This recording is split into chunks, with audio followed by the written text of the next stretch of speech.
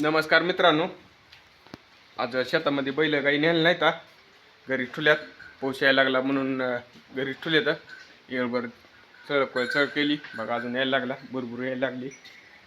वाढतंय कमी होतंय, वाढतंय कमी होतंय. मग घरीच ठुल्यात. समजा शेड वलगत करून टाकले. समजा माश्या ती गोंगायला म्हणून दूर केला. दूर असतंय, रात्री पण दूर असतंय, दूर चालूच आहे.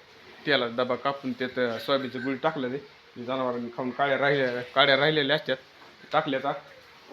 नंतर पुन्हा रोगराई पसरती, गायली तापती येते. मग पुन्हा डॉक्टरचा खर्च, दवाखान्याचा, मेडिकलचा खर्च.